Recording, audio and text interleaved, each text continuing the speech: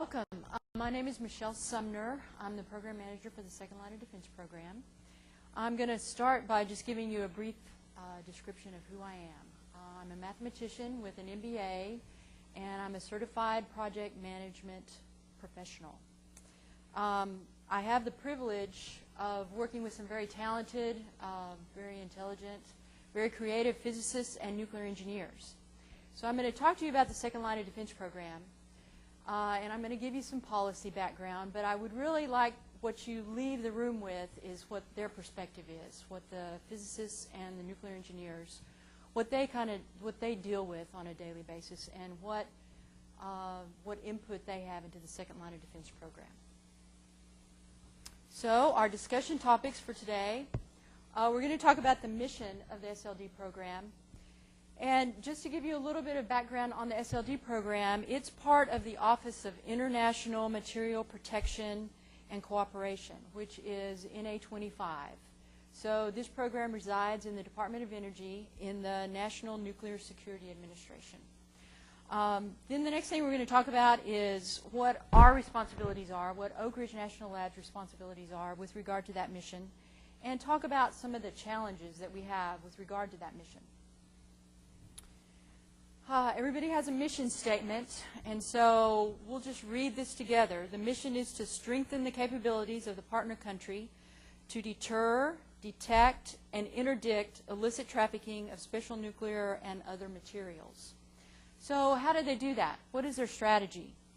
The main strategy is to provide equipment. They want to provide equipment that will actually do radiation detection and radiation identification.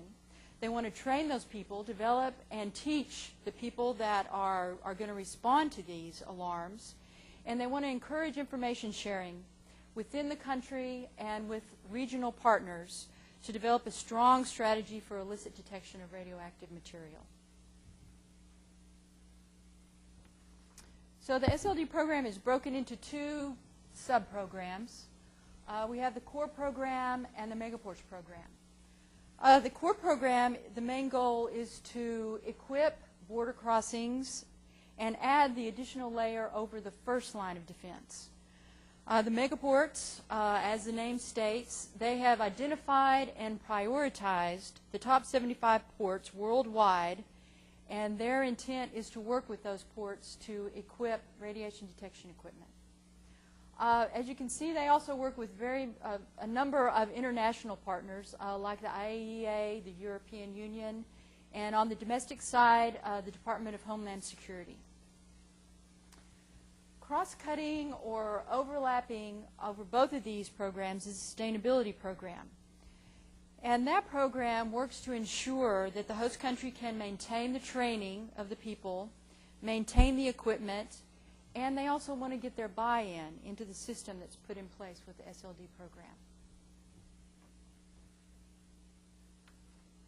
So let's kind of step through the layers of security that the U.S. implements through their international and domestic programs.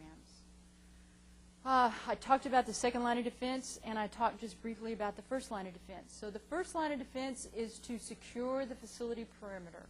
So if there's a facility in Russia, if there's a facility in Kazakhstan that has special nuclear material, the main goal is to secure that facility and make sure that things are not going to be porously going through the gates at that facility. The next thing is city borders. You want to make sure if it leaves a facility, it doesn't leave the city border. And the main thing, the main focus of the SLD program is to make sure that it doesn't leave the host country border. So the SLD core program is working to look at the host country and the adjacent country borders. When we look at the map of where the SLD program is involved, you'll see that it focuses a lot on Russia and the former Soviet Union countries. So the next layer is at the ports. If it gets to one of the major shipping hubs, you want to track it before it gets to the U.S. You want to know before it hits the New York or San Francisco that there's something in there. So the megaports works with the Container Security Initiative and the Secure Freight Initiative. Those are both DHS programs to ensure that load does not contain any radioactive material. And then you have the U.S. border detection programs, our Customs and Border Patrol. So all of these programs are DOE NNSA programs. The other agency programs, mainly the Department of Homeland Security. All of these provide a system, provide the layers of security that we're working towards to reduce the trafficking of illicit radioactive material. So where is the second line of defense program? Where are they working? Where have they finished working? Where are they currently working? Where do they plan to work? The implementation has been completed. You can see from Honduras to the Philippines and numerous countries in between. When we push the next button, installation's underway. The big blue, of course, is Russia. And as of 2011, all of the ports, not all the ports, all of the border crossings and ports for Russia have been implemented. Fixed equipment has been installed, and we're celebrating that. Myself and I have a cohort in the audience, Bob Upchurch. We're going to go to Albuquerque actually on Wednesday. The Russians are already here, and we're going to have a big celebration because that was a joint cooperation that installed over 350 monitors to shore up their borders and to ensure that radioactive material is not going back and forth. You can see also that a big push for the SLD program is to do the former Soviet Union countries, China. Let's push the next one. They're also starting to work a lot in the Middle East and South America, a few places in Africa, India, kind of all over the world. So the challenge, what is the Megaports challenge? As you can see on this slide, it says the world's seaports move over 400 million 20-foot equivalent units of containers annually. That is a huge amount of traffic that is going through the maritime system. So the challenge is, how do you monitor all that cargo without implementing, without hindering the flow of commerce? If you have trucks that are carrying containers, you can send them through a portal monitor. That's really a pretty easy solution. As you can see here, though, a lot of ships pull up, they unload their containers, they're stacked in the shipyard, and then they're going to be put right back onto another ship. That's transship. So it's not ever going to go through a portal. So that is really the biggest challenge, the biggest obstacle to monitoring all this equipment. So many vendors have come up with mobile systems. They've come up with systems that are attached to these straddle carriers that you can see in this picture. But it's still an issue that hasn't been completely resolved. So what about the core challenge? The core challenge addresses the real issue of illicit trafficking of special nuclear material. These events, these are real events that have been tracked from 1993, show that a real problem exists. And this fact, tied to the state of the infrastructure of many Russian facilities in the 90s, makes you understand why this is really an issue. I would like to interject the work of the SLD program in conjunction with the work of the Material Protection and Control and Accountability Program have addressed the majority of these infrastructure problems at Russian nuclear facilities. But do green high-risk borders still exist? Yes, they still exist. So what are some of the program elements, or what are the major program elements? The basic element is to provide radiation detection equipment to these countries. So the SLD program works in conjunction with the country to go to that country and install the equipment. But once the equipment is there, the domestic program, the SLD program, does not stay there to run that equipment. That equipment is operated by the host country. The SLD program does come in and do training, but that training is transitioned to the host country. And the main goal of this is to provide law enforcement personnel the tools needed to, once again, deter, detect, and interdict illicit trafficking.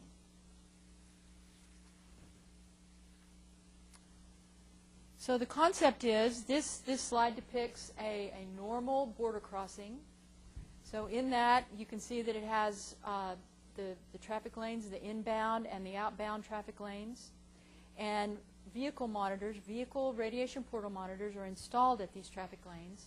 In the event of an alarm, that information is sent to the central alarm station, which is located in the vicinity of this border crossing. And when that signal arrives, the CAS operator is able to look at the manifest information and the alarm information and make a decision. Is there a reason why this load? Is this a load of ceramics? Is this a load of fertilizer? Is there a reason why there would have been an alarm?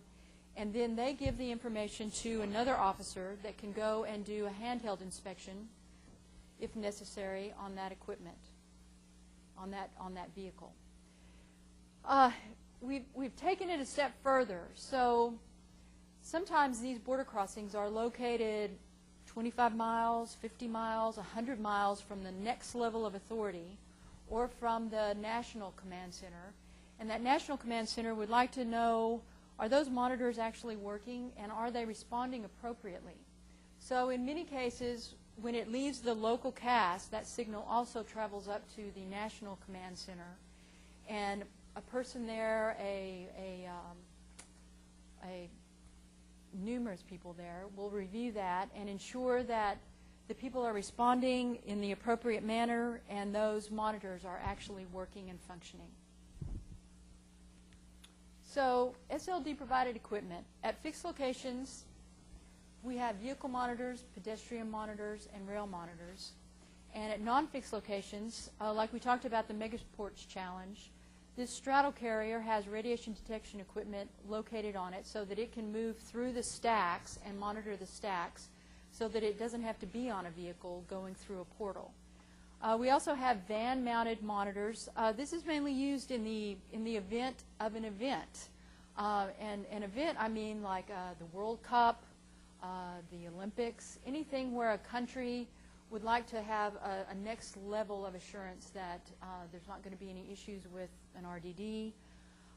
Also, the intelligence services, if they get information that there may be something being trafficked along a particular highway, they may use these to try to track that down.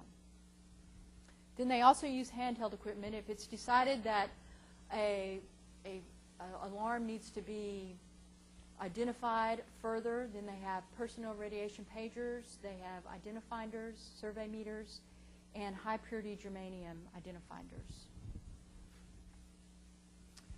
We talked about the communication system. Monitors are set up that will receive all these radiation alarms and provide the CAS operator the information. Right here you see what is actually provided to the CAS operator. So they have a video of the actual vehicle that's going through, and they have the radiation spectrum. So they can take a look at that and compare it to the manifest data that they have or additional information that they have and make a decision whether that vehicle should be allowed to pass through or whether additional inspection needs to be conducted. So as of the end of this year, the SLD program has installed over 1,800 radiation portal monitors. So we kind of talked about the breadth of the program. This really kind of talks about the depth of the program. So for the core program, they've gone to 21 countries, but that equates to 1,800 radiation portal monitors. To kind of contrast that with the Megaports program, they've gone to 29 countries and installed 350 radiation portal monitors. For the core country, when they try to go into a country, they try to cover all of the border crossings, and so that's why they have kind of a larger piece of the program than Megaports. Megaports will try to go into a specific port, install the inbound and outbound lanes, and it's just a much easier installation than a core program. So let's talk about the challenges just a little bit, and these are kind of from a policy perspective. But during the installation, there's a lot of challenges. You have to find indigenous labor to actually do the work. The SLD program has contractors that they use, but the contractors do not send U.S. people in to do all the work. They have to go in the country. They have to find people that will actually help them do this implementation. So they have to find indigenous labor. they have to depend on the communication systems that are there. As you can imagine, sometimes there are no communication systems, sometimes Wi-Fi is not an option. So that can be a real stumbling block and a challenge. Then after the installation is complete, you have the challenge of training people. The U.S. goes in and provides the initial training, but then after that, it's expected that the country will take on that training and will train their own people. We'll have train the trainer sessions, and those people are expected to carry on that training program. And from a policy perspective, you're really not looking at one singular port. You're trying to develop a system. You're trying to develop a network. You're trying to develop something that is going to provide a reasonable feeling of security, that something's not going to go through the port. So how do you integrate all these border crossings into a larger network of security measures that communicate and work together to stop illicit trafficking? Well, the SLD program, they use numerous things from a federal level all the way down to work that is done between the labs and the partner countries. So without cooperation within and across the border countries, interdiction efforts resulting from detections are less effective. So their ability to track and shut down criminal networks, deal with regional threats, this requires multi-agency, multi-country approach. So without global cooperation, it's unlikely that you're going to have a broad coverage of priority smuggling pathways. And that really gets to the goal of the Second Line of Defense program.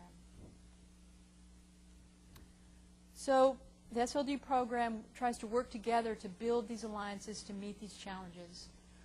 They do it with the SLD meeting directly with the host country. They do it with regional cooperation. There's been many regional workshops where they have attempted to get different groups, different countries together and talk about it. And then global partnerships.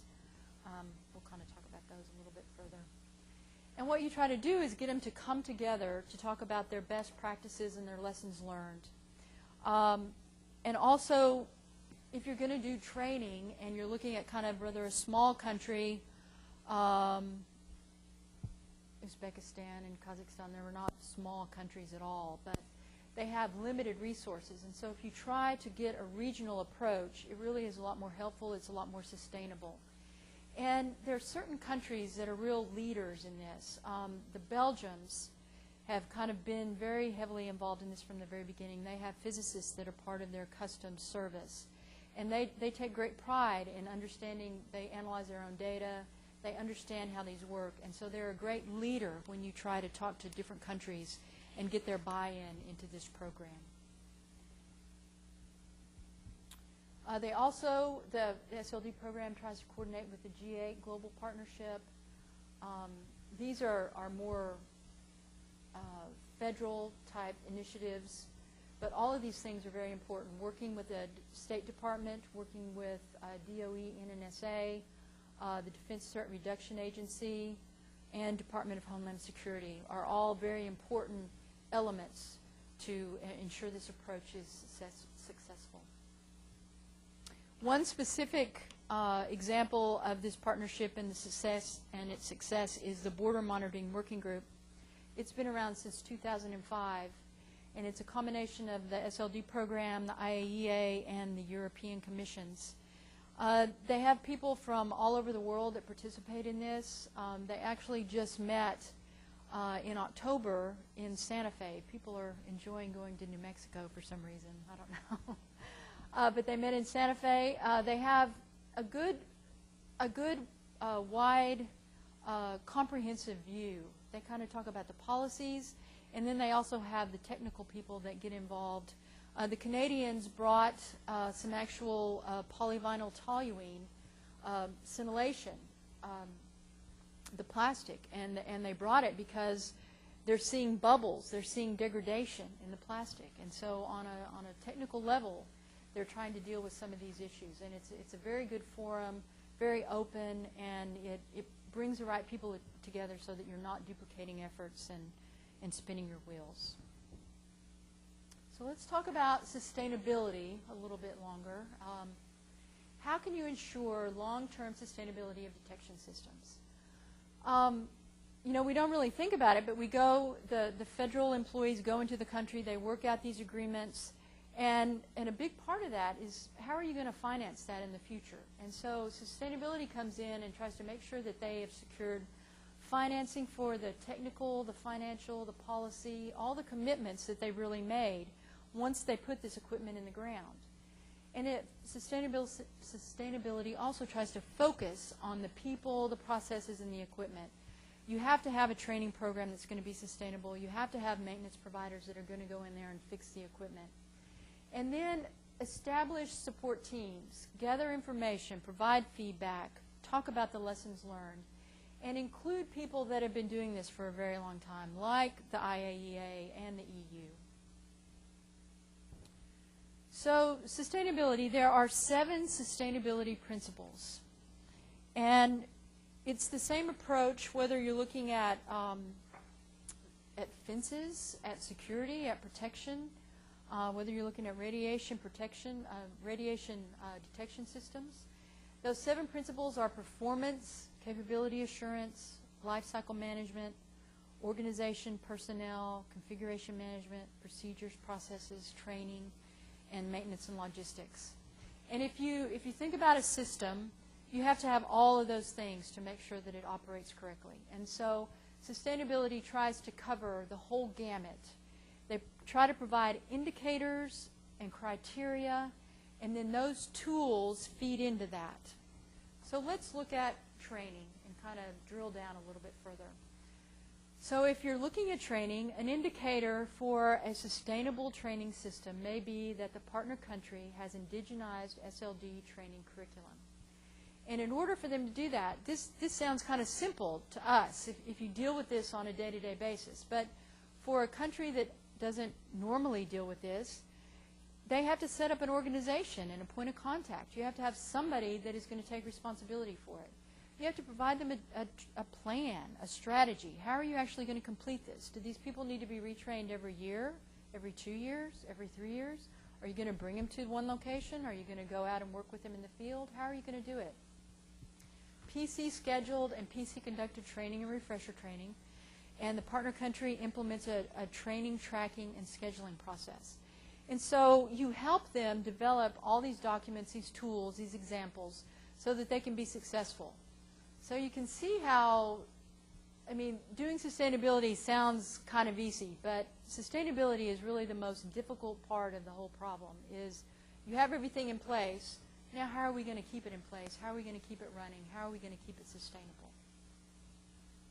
So just to kind of summarize these policy objectives, we optimize progress in combating nuclear smuggling when the detection systems are effectively sustained through joint maintenance and training, and you're able to share information and experiences related to detection systems with the appropriate people. And these systems are integrated into a host country regional and global strategy for detecting illicit trafficking. So, what does Oak Ridge, how do they play into all of this?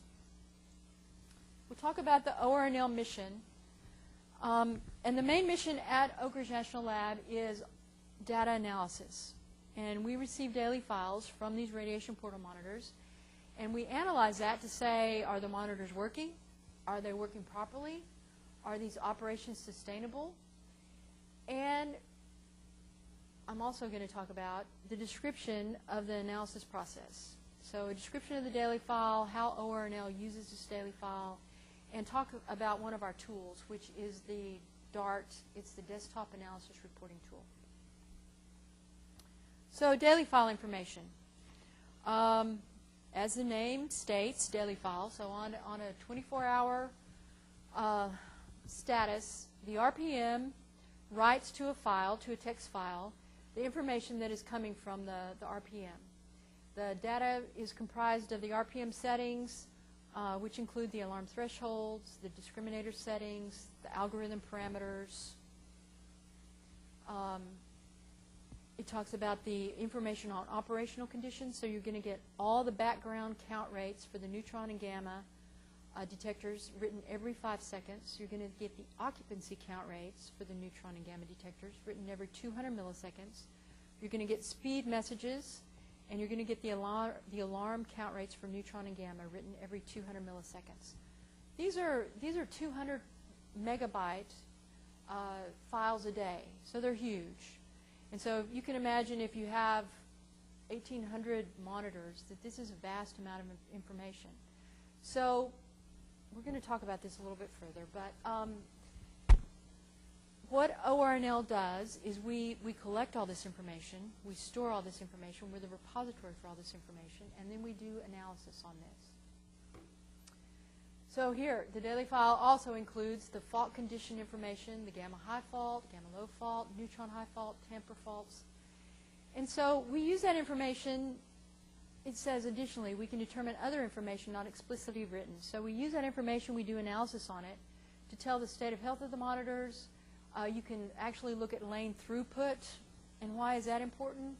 If you're actually operating a lane or a border crossing, you might want to know when it's shut down. You might want to know when the heaviest traffic flows are so that you can actually utilize your people in the best way.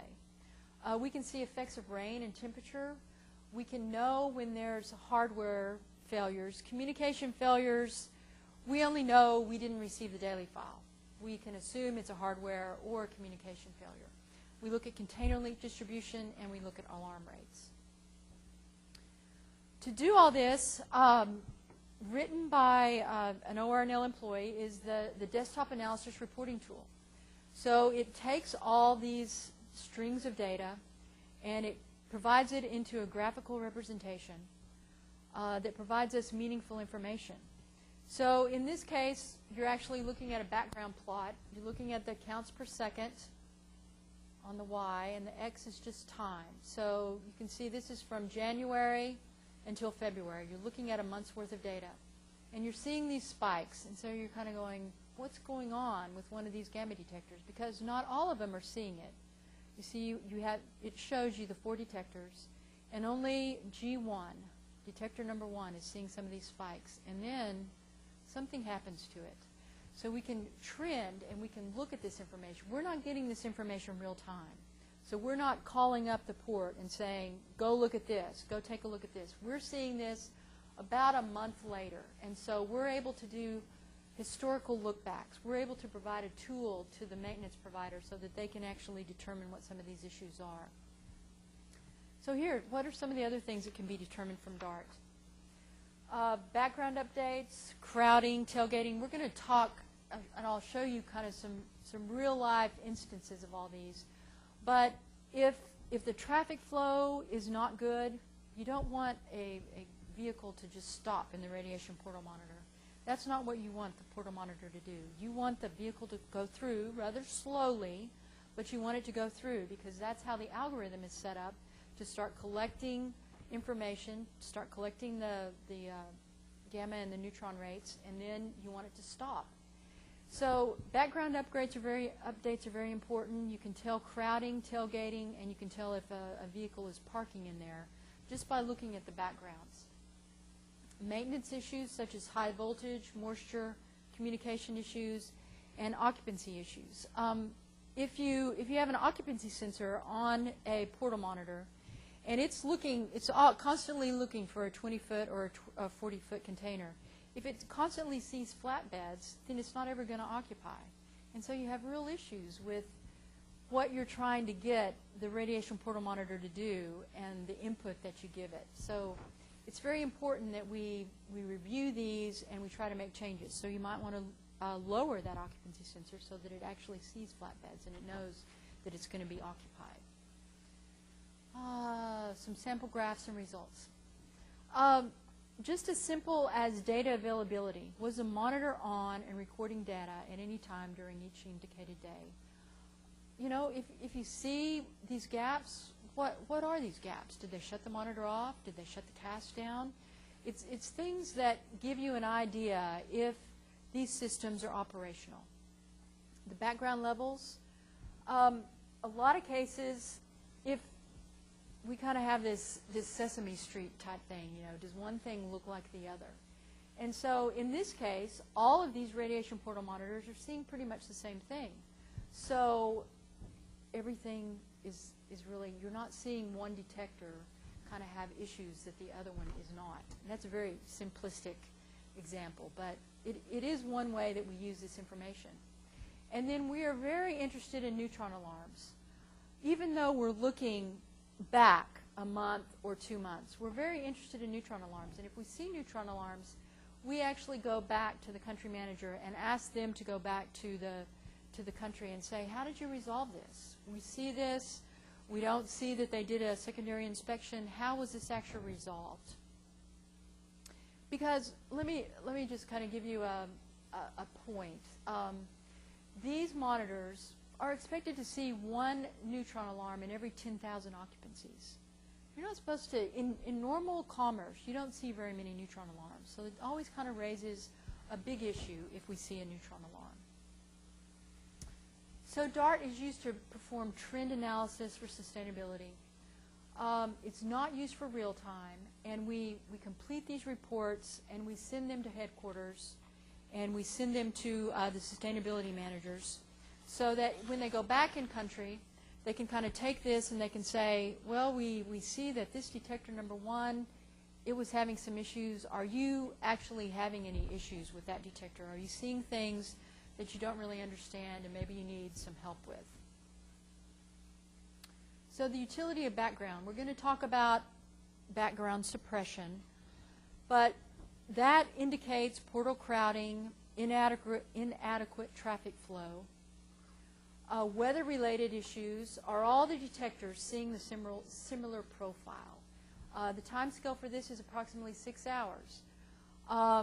Radon gets caught up in the clouds, the moisture in the clouds. The clouds come over, the radon falls. The background level in front of that radiation portal monitor is increased. But all these portal monitors see the same thing. So that is a real event, and it can actually be explained. Over a 6-hour period, you know that there wasn't a vehicle sitting there for 6 hours. It had some other issue that it saw. Intermittent failures, in this particular case, is a neutron detector. It starts to spike, and then eventually, you see 3 months later, that particular detector failed. And then on gamma detectors, we've kind of shown this a couple of times, but the spiky behavior in one of these detectors shows that this particular detector is having an issue and it needs to be replaced. This is a screenshot of the actual lane snapshot that DART provides. So just to kind of quickly go through each one of these sections, we're very interested in the data availability. So it gives it to us graphically, is the data available, and it tells us. In this case, there were 5 missing files. Probably not going to get too excited. You also note that there's highlighting on things. So anything, if it's not 0, it's going to be highlighted to say that there was some missing files. Occupancy metrics. You look at this to see how many gamma alarms you had per day, how many neutron alarms. You see the percentage is 0, and that's really what you want. You expect gamma alarms, but not neutron alarms. The gamma background metrics. This kind of gives you the total average background, the standard deviation, the neutron metrics, the faults. You don't want to see a lot of faults. 171 gamma low faults is probably an issue that needs to be looked at by the local maintenance provider. And then we look at all the settings. There's the settings, you know, such the name, they're set a certain way. There are standard settings that the SLD program has posted. And like, for example, the algorithm, that tells you which gamma monitors are turned on. And so normally you like the upper and the lower to all be turned on. So it should be 1111 and not 1101. But there may be a specific reason why they turned that one detector off.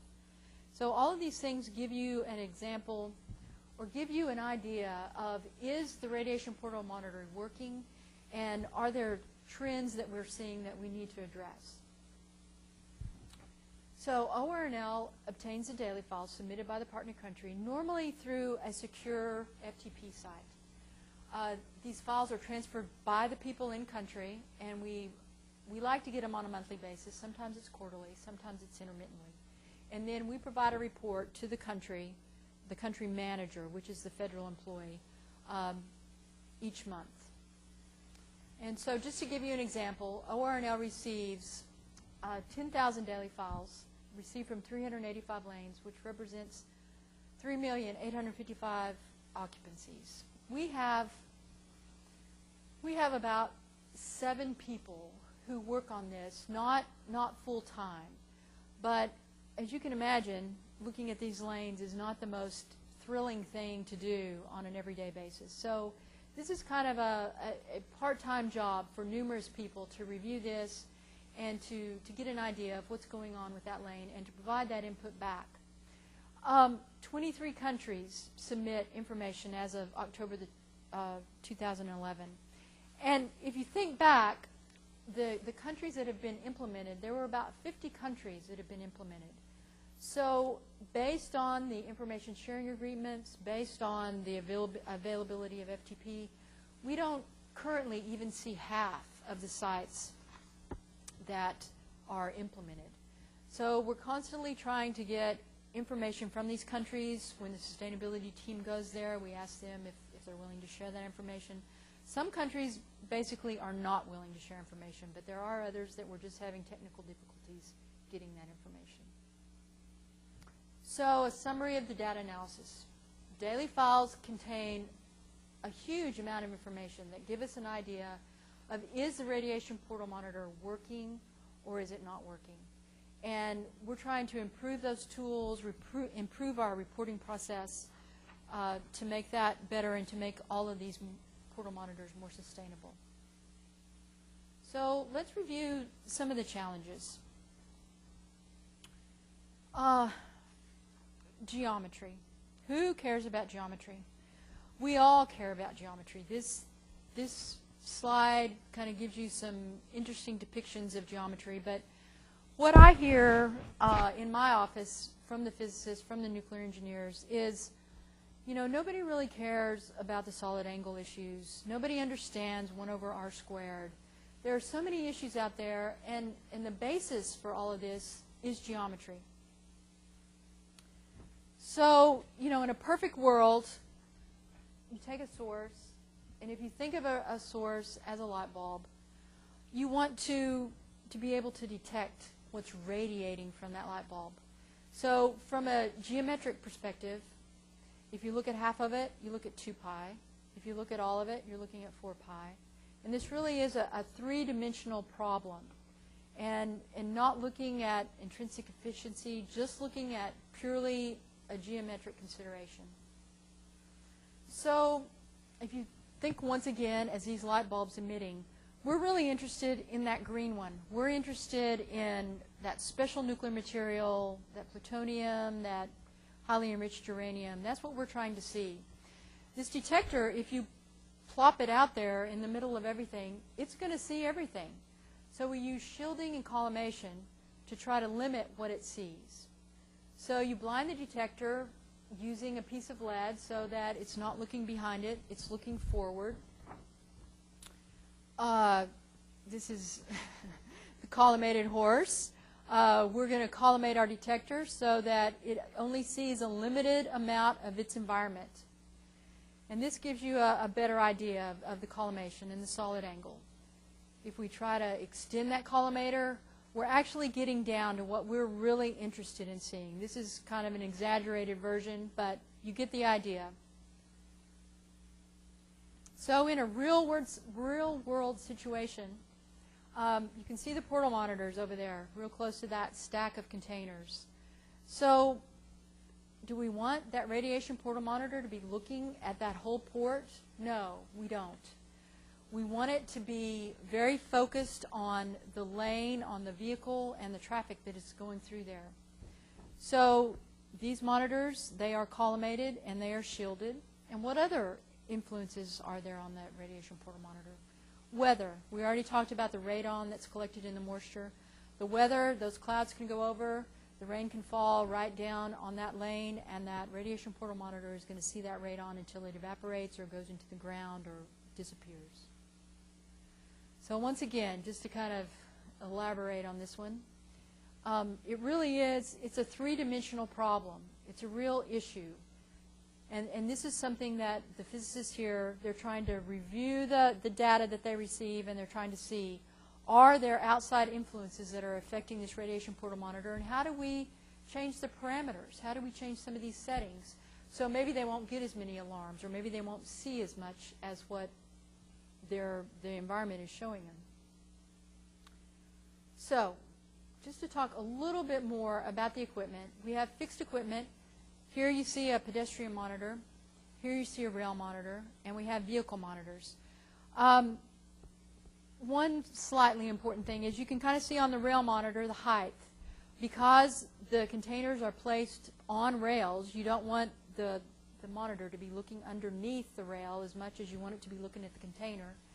And the vehicle monitors, you actually kind of want it to be able to see underneath the vehicle. So those, they try to keep them as close to the ground as possible, and as well as pedestrian monitor, you want it as close to the ground as possible. So what kind of portal monitors are actually being used in the Second Line of Defense program? The RPM consists of 2 polyvinyl toluene detectors for gamma counting and 4 helium-3 tubes for neutron counting. It uses plastic scintillation, and then the neutrons are detected via the NP energy loss of tritons and protons in He3 gas. So it's looking at a gross count. It's not identifying anything. It's looking at a change in energy. And I have a person that loves automation, so we'll do that one more time just for him. So the SLD program works all over the world. So they see extreme and diverse conditions. Environmental conditions, temperature, humidity, flooding, lighting, infrastructure, like we talked about, the electrical service, the communication, the construction materials, the local workforce practices.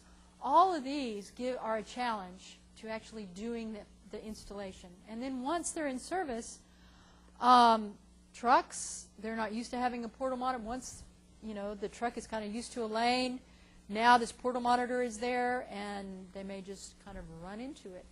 Vandals and thieves, people may see something and say, that must be of value. I think we should go steal it. Insects like to go and live. They're a protected place. And shrapnel in Poti, Georgia, when the Russians decided to try to invade Georgia, the radiation detection equipment took some hits. This kind of elaborates on all that. I'll just kind of let you look at this picture, but you can see the subarctic, the desert, the tropics.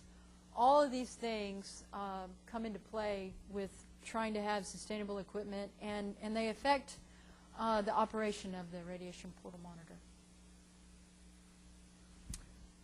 We talked about the majority of these things, but construction materials, unintentional introduction of high background. So they go and they want to use aggregate that is located in country. The aggregate is coming from a big mountain of granite, and so they go and they grind all this up, they make the aggregate. What do you think the background is going to be that the radiation portal monitor sees? It's going to be very, very high. So that's going to cause some issues. A lot of times they have to go in and actually put in paving stones or use some aggregate that has actually been monitored to make sure that it's not going to have these high background levels. These are just examples. You can see an RPM destroyed by a train. They've had to install security cages to make sure that vandals don't vandalize. And this was a clip from CNN of the Russian invasion of Georgia. And you can see the hole that the RPM, the hit it took. So real life examples. We're provided with some rather interesting real life examples, and I'll go through some of these. What I'd like to do with this is just kind of give you a minute to kind of look at that, and kind of based on what you already know about radiation and portal monitors and what they're trying to do. You know, we already talked about how to shield and collimate, but a door is not intended to be in front of the radiation portal monitor. You want all 4 of those detectors, the neutron and the gamma detection, to be able to see everything. And so this door was not intended to be there. A single-sided pillar is also not good. It's been proven that if somebody has a source and they put it on the side of their body, that their body is an excellent shield. And if it's just a single pillar, they can walk right through and it won't be detected. So how would we fix this particular situation? This kind of is a graphical depiction of it. So we would move the radiation portal monitor to the other side. If we had a perfect world, we would go ahead and add 2 portals so that we'd have a dual monitor. We'd also limit the traffic so that people couldn't bypass the monitor somehow. This is another picture. If the body can actually shield a source or radioactive material, just think what an engine block can do, what 2 cars can do. So you never want to have 2 cars going through a radiation portal monitor. Kind of notice the drop-down bars because we're going to talk about that.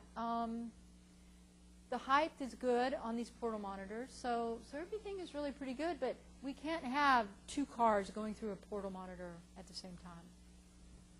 So you have to put a portal monitor in between, or the best thing is really to close up the spacing and just have a dual monitor and 1 car go through. In this case, we're looking at a gate, but if you're seeing traffic come into that gate, that vehicle is going to stop right in between those radiation portal monitors. That is not a good thing. So the background would be suppressed. It'll be difficult to see the level of energy that we want to see that would detect a source. Here's another one, kind of the same situation. This is kind of offset also, so we're going to talk about how we would correct both of these situations.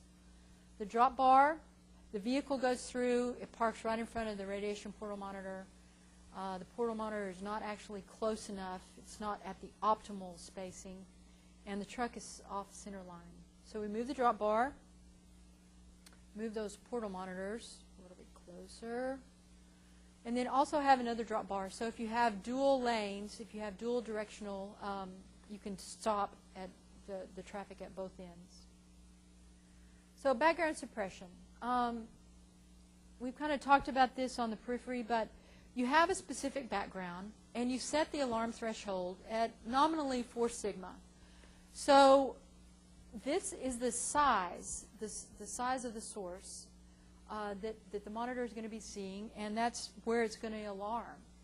So when you have background suppression, the background is suppressed, and so this alarm has to be twice as big before it's going to be noticed, before the alarm is going to go off, before the radiation detection is going to say, oh, my threshold has been bypassed and I better alarm.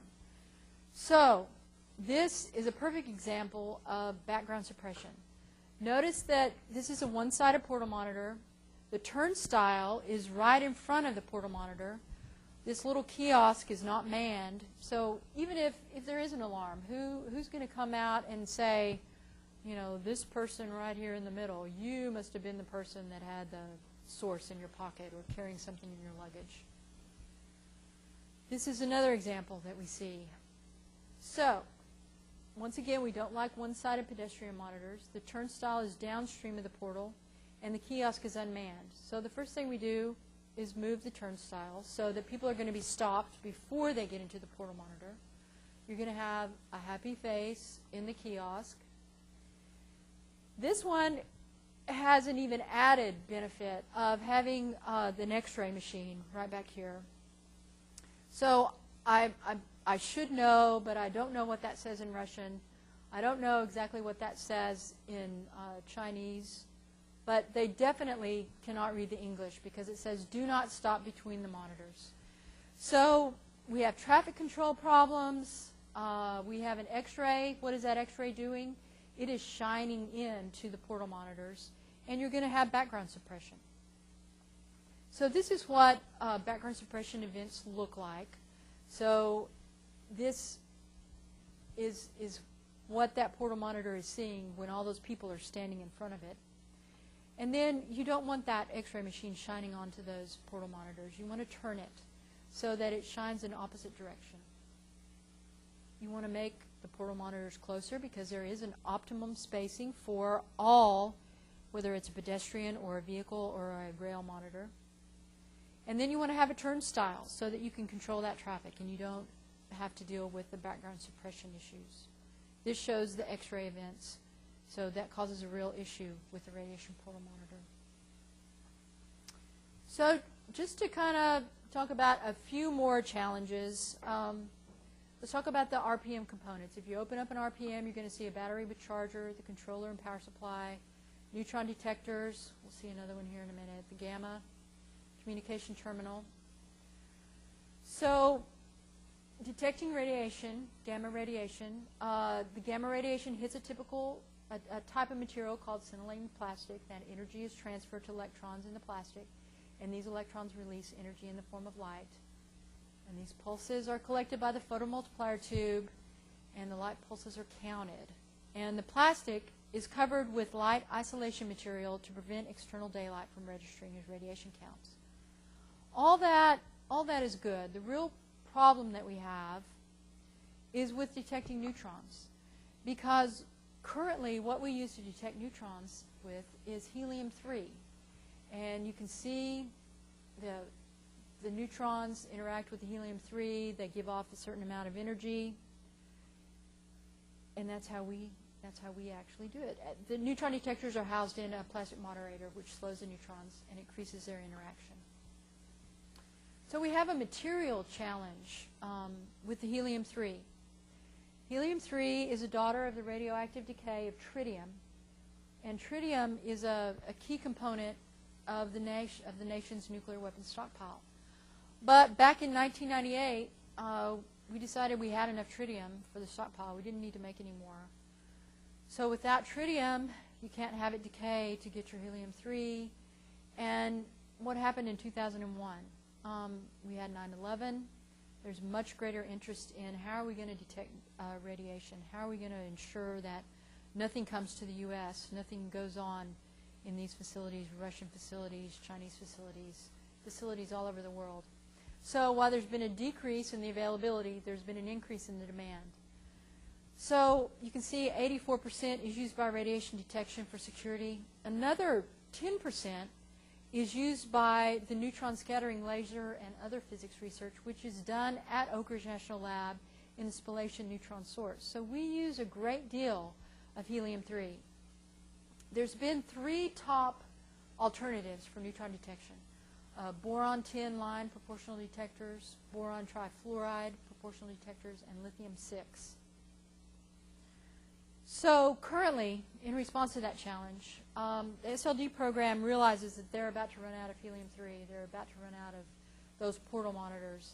So they're conducting a multi-year procurement for radiation detection with an alternate neutron technology. Also, at low elevation sites, the number of helium-3 tubes is being reduced without significant effect on neutron sensitivity. So there was plenty of neutron sensitivity. So we're taking out 2 tubes. It doesn't really affect that because the neutron sensitivity was so great. And international sources of helium-3 are being pursued. The Russians have a big nuclear weapons program. They also use tritium, the Canadians. But really and truly, it's a huge issue. And there's going to have to be a choice of some alternate neutron detection technology. So this is the conclusion. This is really the final conclusion. The SLD program and ORNL are actively working to combat nuclear smuggling around the world and taking the following actions. So the big things, they want to install radiation detection equipment, but they don't want to just install it and then walk away. They want to ensure that the people are being trained to use it, that the equipment is being maintained. They want people to share information and experiences and try to grow as kind of a community of people that use radiation detection to ensure that illicit material is not being trafficked. And then globally, to integrate those detection systems into host country regional and global strategy for detecting illicit nuclear material. So, thank you very much. It's been a pleasure to share a description of the Second Line of Defense program, and it's been a pleasure to share this with the next generation of non-proliferation specialists. If you have any questions or you have comments, please forward that to your professor, and that person will share that with us, and we will be happy to get back with you. Thank you very much.